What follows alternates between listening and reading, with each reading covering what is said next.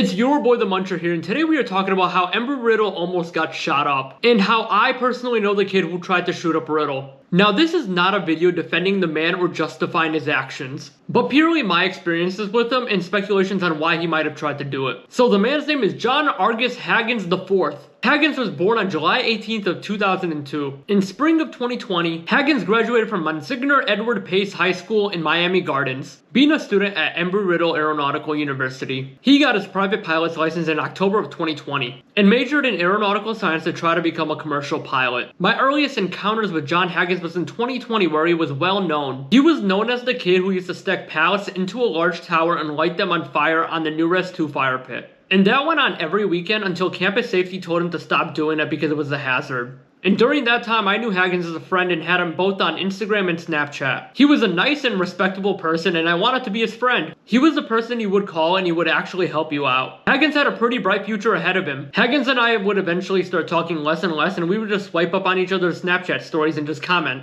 And this went on to the point where me and Haggins barely talked until the incident happened. And by the end of 2021, Haggins and I were barely communicating. And I think around this time, the thing that started it that we all believe is SA allegations. Allegedly, a woman came to the Title IX office at Riddle and reported Haggins for sexual assault. The woman accused Haggins of committing SA at a Riddle party. Now, from everything I've been told by people who have visited the Title IX office, the Title IX office is notoriously bad at Riddle. They are very poor at staying non-biased. And from my experience firsthand, whenever I got a presentation by the Title IX office for RA training, some of the Title IX staff presenters were making audible jokes and subtly laughing on serious matters. So if somebody told me that they were biased against John Haggins, I personally would actually believe it. And they could have made him feel like he was guilty. Just thought I'd mention this detail about Title IX. Another thing I have continuously heard is a lot of false cases get reported to Title IX more than actual ones. And from the statements I have been told by a lot of people, Haggins was falsely accused of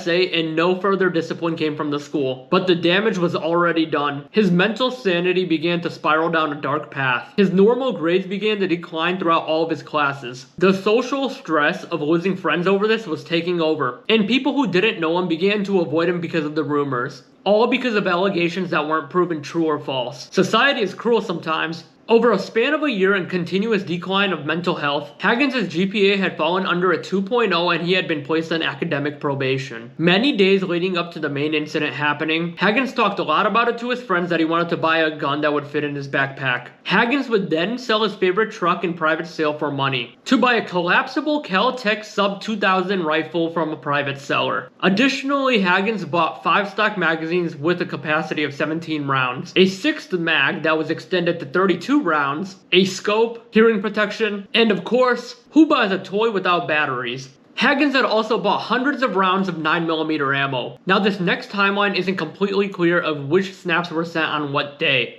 But days before the incident, Haggins began making statements over Snapchat that he finished his back-to-school shopping and he was going to enact a Columbine. Another statement included that he needed a silencer for the library. So now we have a location. Mind this, that this was in the month of December when finals were approaching. On Wednesday, December 8th of 2021, Haggins made a statement around 11 p.m. that he was loading his bag for tomorrow, which immediately rose the suspicion and concern of 2 students. Both of these students then discussed their concern and went to campus safety. Now, John Haggins specifically chose December 9th because it was the last day of finals. This was the day that almost every classroom on campus was packed. And even on the last day of finals, the library would still be packed in the morning. Once campus safety verified that the statements were legitimate and raised a concern, at 4:10 in the morning on Thursday, December 9, campus safety officially notified the Daytona Beach Police Department of the threat. Daytona Beach Police took early precautions and took this as serious as they could. Police arrived as soon as they were notified to the Andros Isles apartments in Daytona Beach to set up a perimeter. Now, police wanted to avoid a conflict where Haggins fires from his apartments in a standoff. So instead of knocking or anything else, they waited for a search warrant to catch him off guard. But unexpectedly at 9:45 a.m., John Haggins just walks outside. And when Haggins walks outside, he was immediately detained as well as his backpack confiscated. Inside that backpack was the rifle and accessories, along with 317 rounds of ammunition with the mags fully filled. Even more evidence that what Haggins said he was gonna do, he was gonna do. At 1:08 p.m., I, as well as faculty and staff, received this email. The email told us that there was a threat, but now the campus is secure. There was a lot of fear and confusion among students during this time, right as people finished their finals and saw that email, or heard the news from other students. People really thought about their lives in that moment. Anybody in that library that morning was scared that they could have been dead. I personally was in my dorm at that time because everybody in the library just yaps and spills food on the table. Haggins was officially booked at 8:14 p.m. many hours later. During the investigation, the police gathered this information, that when Haggins was leaving that morning, he was going to be going to Volusia Top Gun to get range practice before heading to school, where he was going to fully commit to finishing the task that he started. And to confirm this, another friend told the police that he was supposed to go with Haggins to the gun range that morning. The assistant state attorney also said that the gun Haggins bought was untraceable. Haggins made a 4-hour trip to Dunellen just to make a private sale of the rifle that he found on Facebook Marketplace. Further on, the affidavit stated that in total, Haggins possessed over 800 rounds of ammunition. Haggins was charged on committing first-degree felony on terrorism, written threats to kill or do bodily harm, and attempted first-degree murder using a firearm, all with no bond as he was an immediate threat. Now, the key thing that blows my mind about this is that Haggins said all the statements he made were a joke. A few days after Haggins was arrested, Haggins and his family hired the famous hotshot attorney Mark O'Mara. You know, that attorney that got George Zimmerman acquitted for shooting Trayvon Martin, and it was all over the news. Since O'Mara was hired to represent this case, the case has been pretty quiet in the eye of the news. And me personally, I have not made a Freedom of Information Act request or tried to contact the Daytona Beach Police Department to get more information on this case. People from Riddle and all over started searching for John Haggins' social media. Haggins' aviation Instagram called Plane Crash is still up, with a good chunk of hate comments on his most recent post. His Twitter account is also up, but nothing interesting. Haggins' main Instagram was deleted not too long after his arrest, which makes me wonder, who deleted his main Instagram? We will probably never know. Either way, the Haggins I knew was a genuine and kind-hearted person, but I guess like the Joker story, society brought out the worst in him, and hopefully he realizes the sins of his actions one day. If you guys liked my video, please subscribe and comment on what else you want to see. I'm really trying to grow this channel for your entertainment, and want to use the monetization money from this channel to fund my business in the future. Like this video to see more random shit.